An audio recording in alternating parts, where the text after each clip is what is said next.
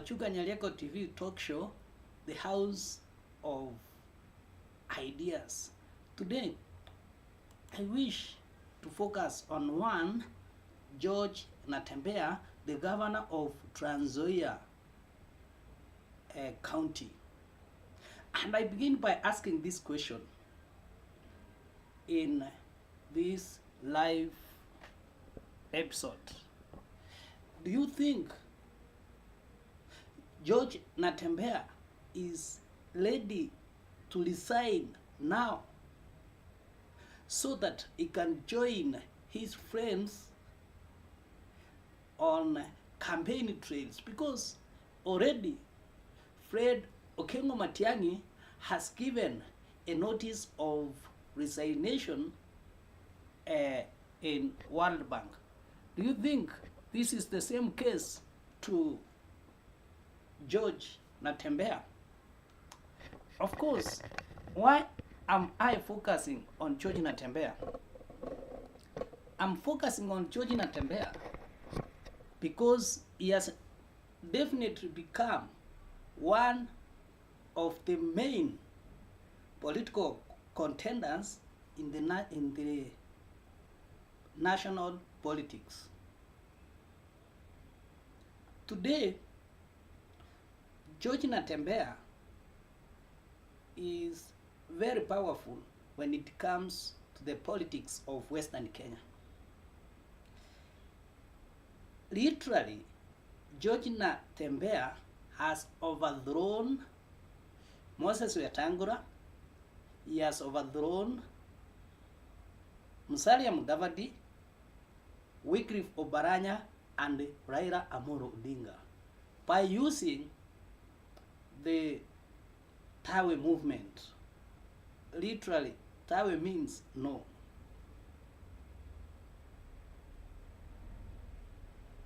And before we go further, before we focus much on what has put George Natembea into the national politics, kindly take a second, 2 or 3 to subscribe to this channel so that wherever we produce another video, YouTube will automatically notify you. And give a like, give your likes to this video so that even YouTube can understand that these are human beings because of the AI factor. And obvious, you can give your comment to what you think in relation to George Natembea. George Natembea has been previously during the Uhuru Muigai Kenyatta regime, he was in charge of Rift Valley in relation to security issues. He was regional commander, and therefore is well known from that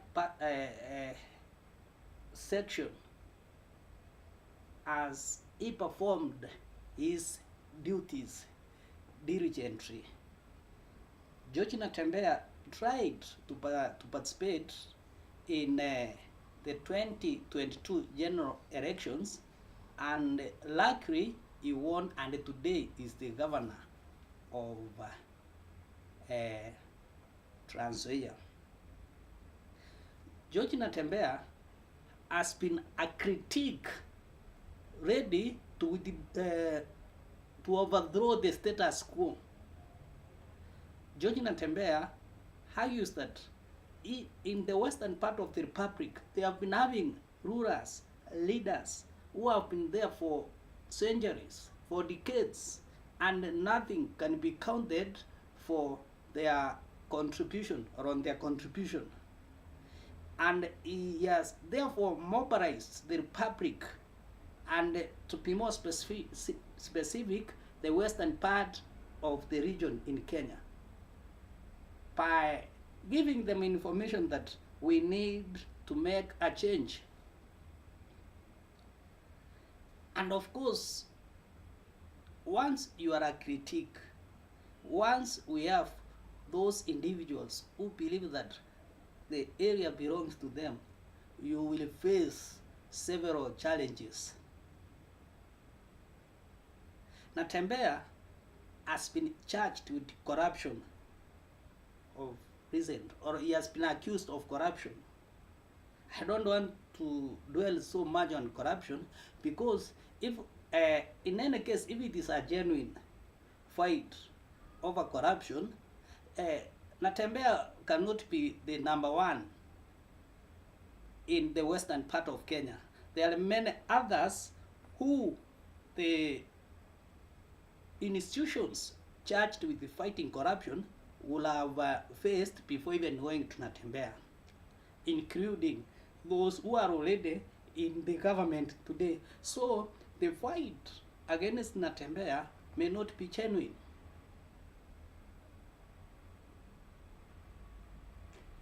Natembea has literally taken control of the western part.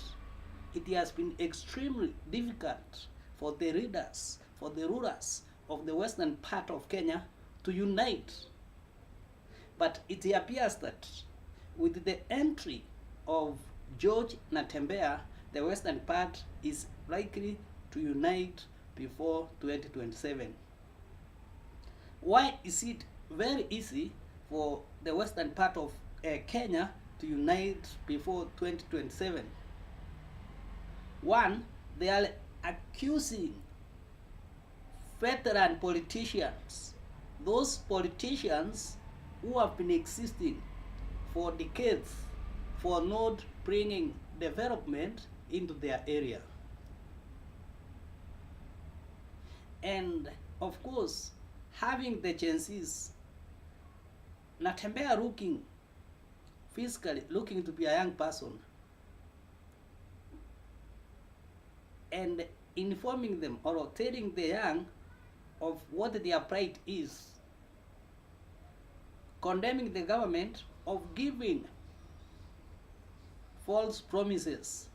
Natembea coming at a time when there is continued struggle of the Western sugar milling companies.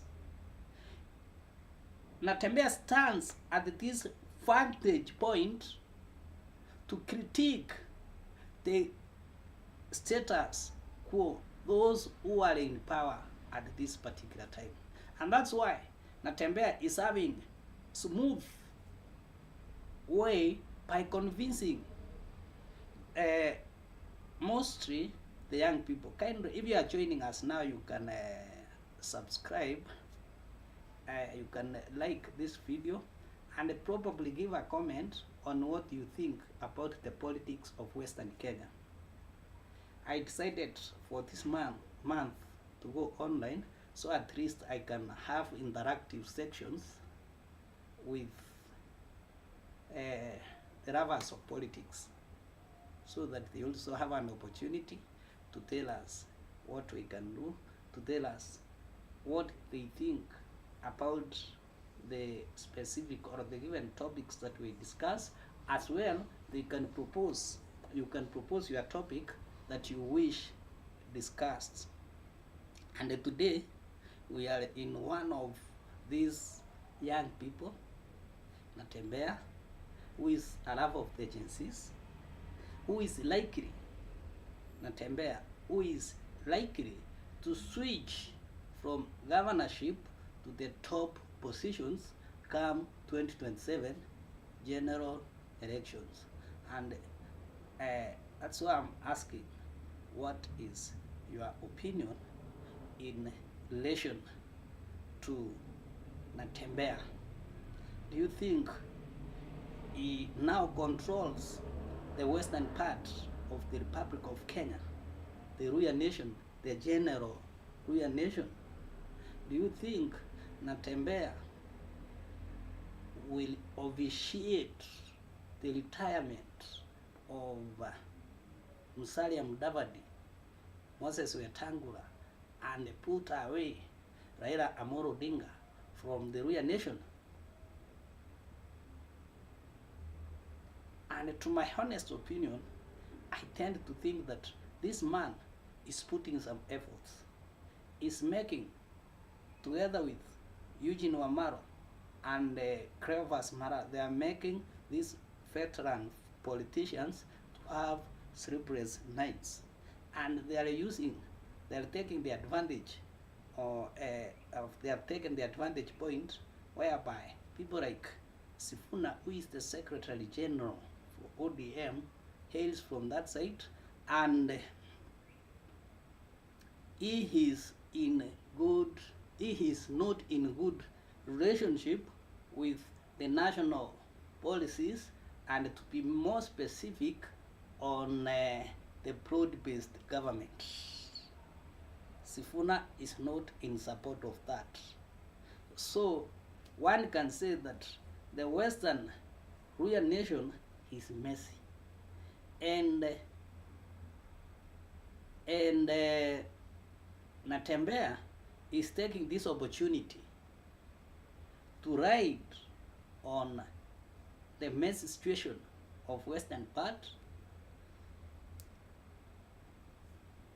to rise to the national politics. And it's always true.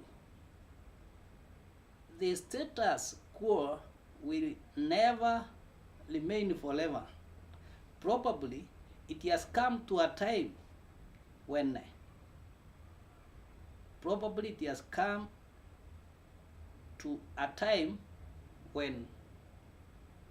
Musalia Mudavadi and Moses Wetangula will be shown the door, because things must change, and things will never remain the same forever. If you watch the politics of Western Kenya carefully, you have, I think I've not heard the Secretary General for Kotu, Francis Atul, condemn Natembea. This may not be just anything simple. It is probably because of the politics on the ground. There is the wind of change everywhere. And when we talk of wind of change, rulers think that it is only at the top of presidency. Wind of change is blowing in every section. There will be probably marvelous changes in western part of the Republic of Kenya come 2027. There is likely that most leaders, most rulers will be put out of their political positions because of the ongoing politics in the Republic of Kenya. Today, citizens have been very keen in following what their members of parliament do, especially when they are in parliament. One of such instances is their stand on national matters, and most importantly, the finance bill as witnessed in the year 2024-2025 finance bill. And at some time, in some cases, others have been focusing their decisions on weighty issues like the impeachment of Rigathi Gachagua. They are questioning probably why. Because if you remember, when there was that impeachment, the citizens were saying kufa dereva, kufa makanga. So citizens of Western Kenya, in addition to other parts of the Republic of Kenya, are asking, why is it that there is selective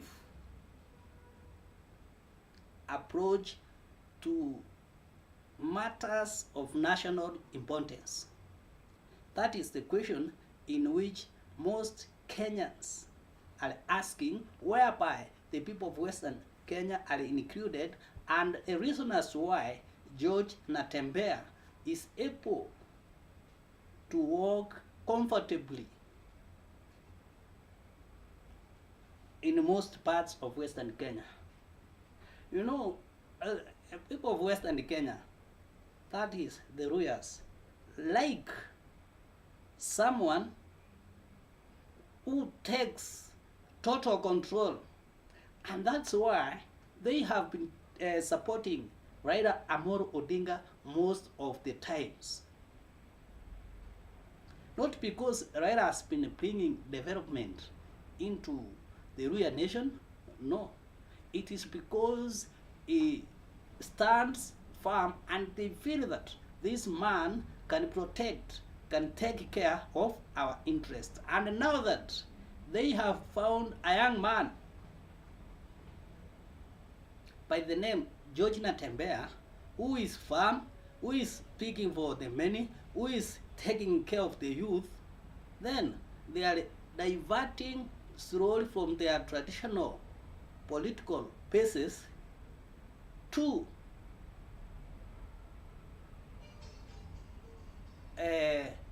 George Natembea's political pace. And at this time, George Natembea is having humble time because he is able to send away the Honorable Raila Odinga, because it has been perceived that much development, especially in relation to the broad-based government, has been taken to Raila Amolo Odinga's home, meaning that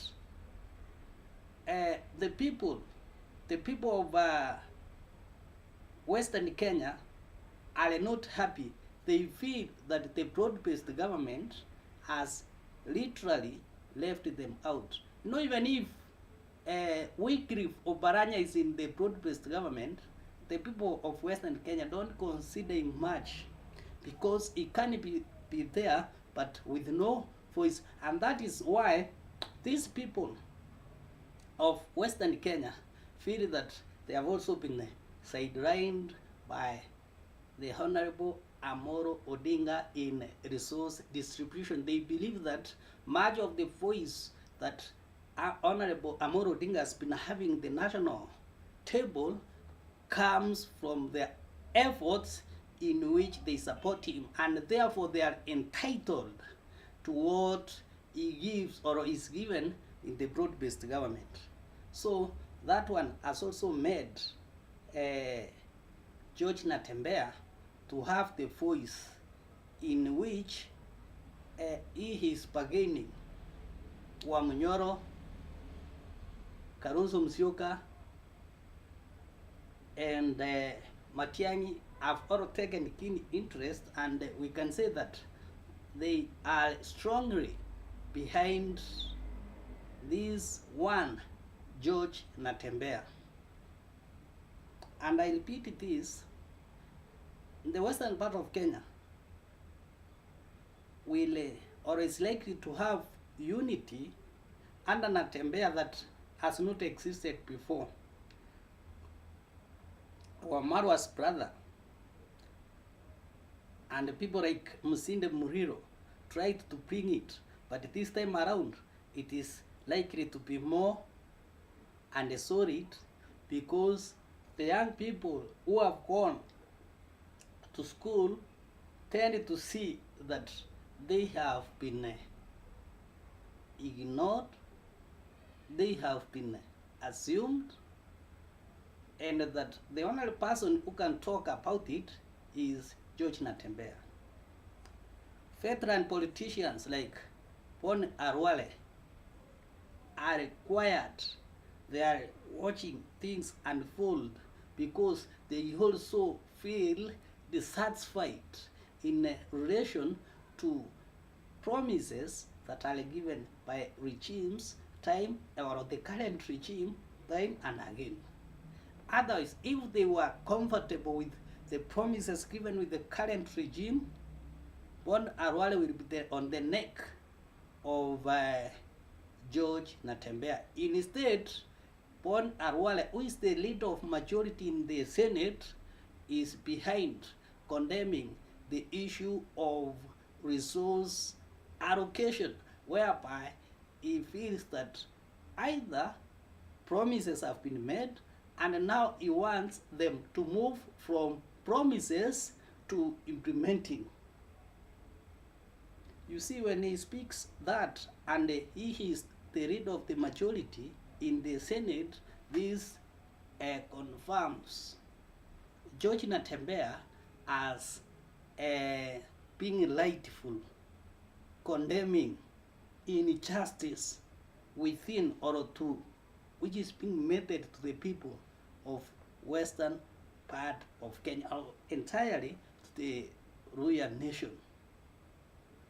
No, and I've said this and I'll continue saying, once we have or we go to general election and you have your member of parliament, the first role of your member of parliament is to defend not the entire Republic of Kenya, but his constituency, not even the neighboring constituency, but the first duty is to represent, defend, and legislate laws that will help people of his constituency, because the needs of the entire republic are not the same. What a person in Kiambu needs may not be necessarily the same as what another person in Vihiga may want. So the duty of these members of parliament first is to ensure that their people are well represented. And here comes the gap. Members are sent to parliament and go to serve different interests, making it worse. The people today, most of them are educated. They are on TikTok, they are on FM radios, TVs, everywhere, social media, and they know what other people are saying in relation to national assembly and national politics. It's not a one station like the time we had Voice of Kenya, only KPC. Today, even before the top president top speeches have been read, you will find that they are already on the social media platform. So when Natembea speaks, he resonates so well with the members of the republic because he is able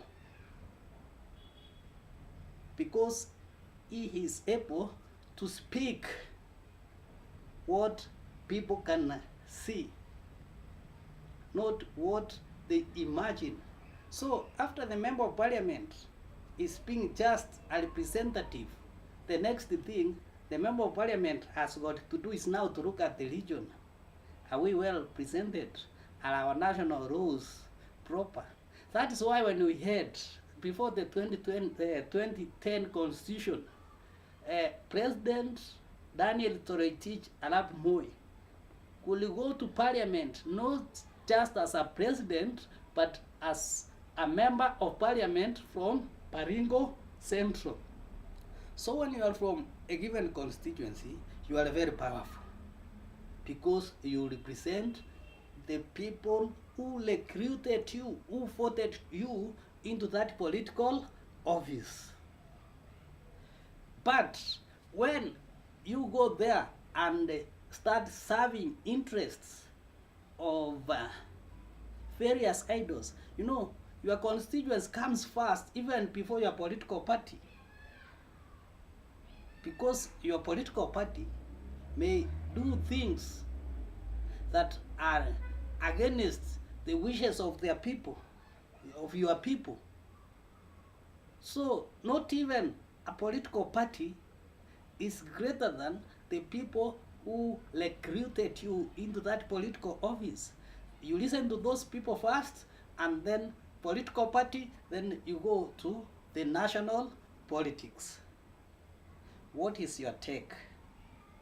Probably if you are watching us for the first time, subscribe so that whenever we produce another video, YouTube will automatically notify you. With our channel, we explain why political issues or why political figures behave in a given political or a specific manner during a given event. Also give likes to our videos. Likes are very important. Even giving a comment, you can even say thank you, we are happy about it, is also very important when it comes to YouTube algorithms. So it's important, it is free, just when you are online. When you come across to Machuka Nyarieko TV talk show, just like our videos, give your comments. I always acknowledge your comments. I go through them, and like now that we are live, you are free to give your opinion on George Natembea. What do you think about him? Is it true George Natembea is now the king from the western part of the republic? And if he is the king, is he ready to resign and start looking for what other men are looking for all over the Republic of Kenya? Or what is the appropriate time for that?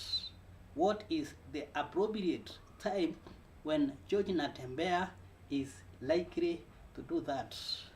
So those joining us now, kindly subscribe, and for this month I will be online probably 3 hours a day, so that I have a one-on-one interaction with our people, so that I know what they feel with those important topics that we are going to look at. Thank you, and have a pleasant evening, but I still have about 2 more episodes to cover later today. Thank you so much. You can join us.